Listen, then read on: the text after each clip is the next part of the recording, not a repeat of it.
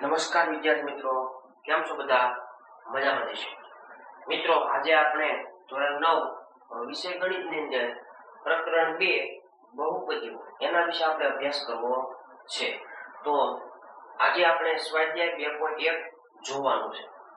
એની રકમ કંઈક એવા પ્રકારની છે: નીચે આપેલી અભિવ્યક્તિઓ પૈકી કઈ એક ચલવાળી બહુપદીઓ છે અને કઈ એક ચલવાળી બહુપદી નથી અને કઈ બહુપદી નથી? તમારા જવાબ માટે કારણ આપો. એક ચલવાળી બહુપદી એટલે શું? તો કે જે બહુપદી આપી હોય આને કહેવાય અભિવ્યક્તિ. અગાઉના ધોરણમાં આપણે શીખી ગયા, છઠ્ઠા ધોરણમાં. આને કહેવાય બીજગણિતીય અભિવ્યક્તિ. અહીંયા તમે ધ્યાનથી જુઓ રકમને, તો આપણે આને કહીએ છીએ ધોરણ 9 માં બહુપદી, એટલે કે p of x. એક ચલવાળી બહુપદી એટલે શું? તો કે જે તમને બહુપદી આપ્યું હોય એમાં માત્ર એક જ ABCD નો અક્ષર દેખાતો હોય, બરોબર? અહીંયા તમે જુઓ ABCD નો કયો આલ્ફાબેટ છે? x. તો આખી બહુપદીમાં શું માત્ર x છે? હા. બીજું, બહુપદીની ઘાત કેવી હોવી જોઈએ? હંમેશા પૂર્ણ સંખ્યા હોવી જોઈએ. તો જુઓ ત્યાં પૂર્ણ સંખ્યા છે 2. હા, એનો મતલબ આપેલી બહુપદી છે ઈ એક ચલવાળી બહુપદી છે. આપેલ બહુપદી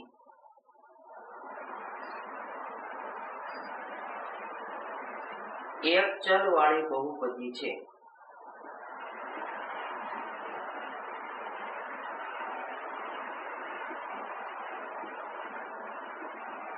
ત્યાર પછી બીજા નંબરનો પ્રશ્ન, y નો વર્ગ વત્તા વર્ગમૂળમાં 2 શું આ એક ચલવાળી બહુપદી કહેવાય?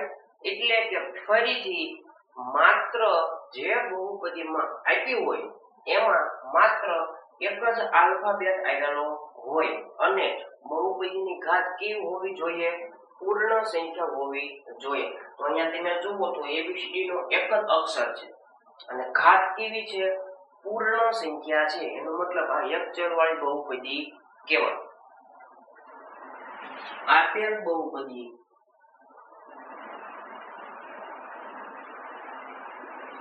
એક ચલવાળી બહુપદી છે. ચાલો ત્યાર પછી ત્રીજો નંબર, આપેલી બહુપદી છે એમાં તમે ધ્યાનથી જુઓ તો બેમાં ટી દેખાય છે. એનો મતલબ એક જ ચલ કહેવાય.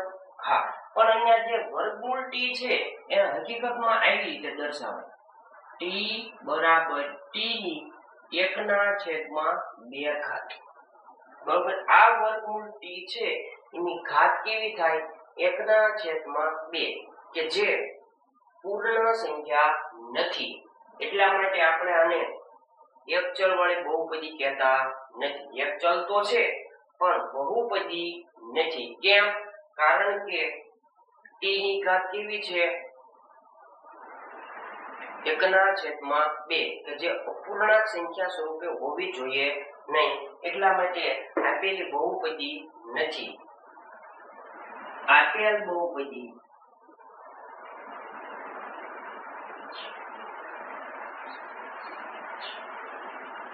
એક ચલવાળી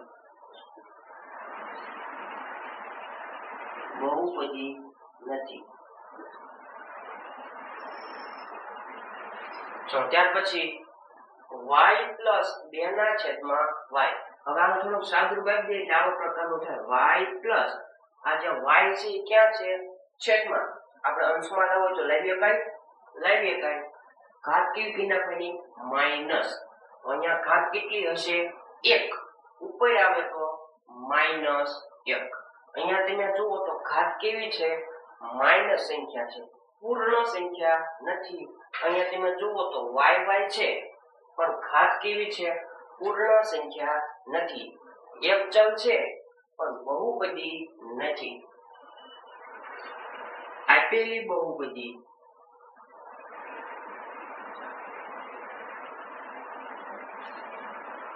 એક ચલવાળી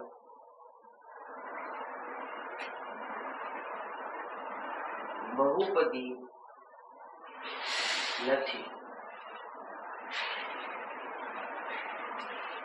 5મો નંબર x ની 10 ઘાત વત્તા y ની 3 ઘાત વત્તા t ની 50 ઘાત. પ્રશ્ન શું છે? એક ચલ વાળી બહુપદી છે કે નહીં, એટલે કે બહુપદીમાં માત્ર એક જ આલ્ફાબેટ હોવો જોઈએ. તો અહીંયા તમે જુઓ તો તમને 3 આલ્ફાબેટ બતાય છે, એટલા માટે એક ચલ વાળી બહુપદી નથી. આપેલી બહુપદી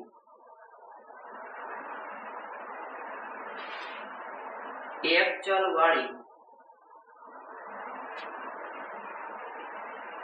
બહુપદી નથી. ત્યાર પછી નીચેનામાંથી x વર્ગનો સહગુણક શોધો. આપણે 7મા ધોરણમાં અને 6થા ધોરણમાં પણ આવું શીખી ગયા છીએ સહગુણક મેળવતા. તેમ છતાં આપણે શીખીએ સહગુણક હંમેશા પદનો મળે. અહીંયા તમે જુઓ તો કોનો મેળવવાનો કીધો છે? x નો વર્ગ. તો શું આપેલી બહુપદીમાં x વર્ગ ક્યાંય છે? હા, માત્ર એનો જ સહગુણક મળે. બરોબર, એટલે પદનો સહગુણક મળે. તો x વર્ગ વાળું પદ કયું છે?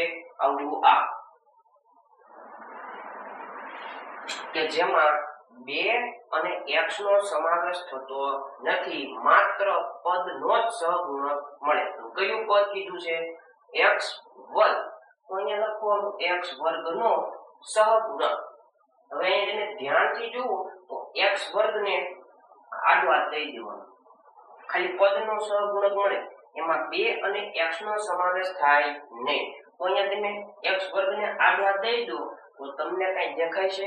તો તમને દેખાય છે ખાલી સરવાળાની નિશાની, કોઈ સંખ્યા બદલાતી નથી. સહગુણકમાં હંમેશા એકડો હાજર જ હોય, પણ કેવો? એક પ્લસ.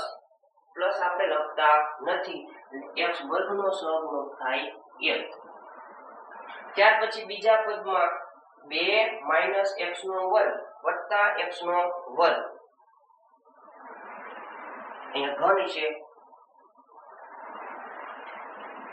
x વર્ગનો સહગુણક કીધું છે, તો x વર્ગને આડો હાથ દઈ દો તો તમને દેખાય શું છે? માઈનસ નિશાની. પણ હંમેશા સહગુણકમાં એક હાજર જ હોય, એટલે સહગુણક થયો -1. ત્યાર પછી x વર્ગને આડો હાથ દઈ દો, દેખાય શું? π/2. અહીંયા વર્ગમૂળમાં 2x - 1 x વર્ગનો સહગુણક. તો આમાં તમને બહુપદીમાં x નો વર્ગ ક્યાંય છે? નથી. તો કઈ નો હોય તો એનો સહગુણક હોય હંમેશા 0, કારણ કે પદ જ નથી આપણી પાસે, તો એનો સહગુણક હોય 0. ત્યાર પછી 35 ઘાત વાળી દ્વિપદી. આપણે જાણીએ છીએ બહુપદીના પદના આધારે 3 પ્રકાર: એકપદી, દ્વિપદી અને ત્રિપદી. હજી પણ એક છે બહુપદી. પણ અહીંયા વાત કોની કરવી છે? આપણે દ્વિપદીની. ઘાત કેટલી હોવી જોઈએ? મહત્તમ 35. એવી કેટલા પદ લેવાના? 2. ગમે લઈ શકાય. 5x ની 35 ઘાત પ્લસ 8. જો તો આપેલી બહુપદીમાં મહત્તમ ઘાત કેટલી? 35 અને પદ કેટલા? 2, એટલે એનું નામ થઈ ગયું દ્વિપદી. અને 35 ઘાત વાળી થઈ ગઈ. આગળ જઈએ. 100 ઘાતાંક વાળી એકપદી, કે જેમાં મહત્તમ ઘાત કેટલી હોય? 100 અને કેટલી પદીનું ઉદાહરણ? એકપદીનું. ગમે લઈ શકાય. -3x ની 100 ઘાત. પદ કેટલા? માત્ર 1. ઘાત કેટલી? 100. તો આ એનો જવાબ. ત્યાર પછી નીચે આપેલી બહુપદીની ઘાત જણાવો. હવે બહુપદીની ઘાત એટલે શું? તો કે આપેલી બહુપદીમાં જે ચલ હોય એની મહત્તમ ઘાત હોય એને આપણે કહીએ છીએ બહુપદીની ઘાત. તો અહીંયા તમે ધ્યાનથી જુઓ તો મોટા મોટી ઘાત કઈ? 3 કહેવાય, 2 કહેવાય કે 1 કહેવાય? તો મોટા મોટી ઘાત છે 3, તો બહુપદીની ઘાત થાય 3. અહીંયા મોટા મોટી ઘાત 2. મોટા મોટી ઘાત તો કે t એક જ છે, એની ઘાત કેટલી છે? 1. તો બહુપદીની ઘાત થઈ 1. ત્યાર પછી બહુપદીની ઘાત, અહીંયા તમે જુઓ તો 3 છે ને અચળ બહુપદી કહેવાય. અચળ બહુપદીની ઘાત હંમેશા 0 હોય. પ્રશ્ન નંબર 5, નીચે આપેલી બહુપદી સુરેખ, દ્વિઘાત અને ત્રિઘાત બહુપદીમાં વર્ગીકૃત કરો. એટલે કે સુરેખ બહુપદી એટલે આપણે જાણીએ છીએ જે બહુપદીમાં મહત્તમ ઘાત 1 હોય, જે બહુપદીમાં મહત્તમ ઘાત 2 હોય તેને ત્રિઘાત બહુપદી, જે બહુપદીમાં મહત્તમ ઘાત 3 હોય એને ત્રિઘાત બહુપદી કહેવાય. અહીંયા સિમ્પલ છે, મોટા મોટી ઘાત કેટલી છે? અહીંયા 2, એટલે આનું નામ શું થાય? દ્વિઘાત બહુપદી. દ્વિઘાત બહુપદી. અહીંયા મોટા મોટી ઘાત કેટલી? અહીંયા 3 છે, પણ અહીંયા કેટલા હાજર હોય? 1. મોટા મોટી ઘાત હોય 3, એટલે એનું નામ ત્રિઘાત બહુપદી.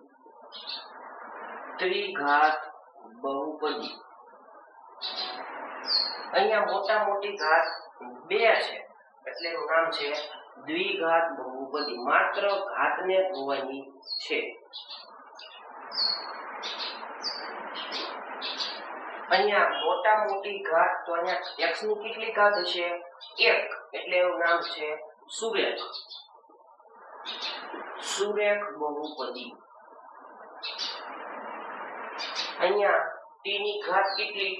1, એટલે એનું નામ છે સુરેખ બહુપદી.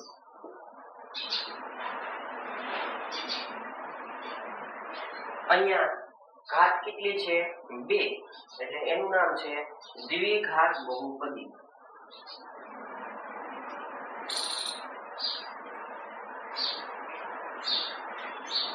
અહીંયા મોટા મોટી ઘાત 3, એનું નામ ત્રિઘાત બહુપદી. આ સ્વાધ્યાય 2.1 પૂરું.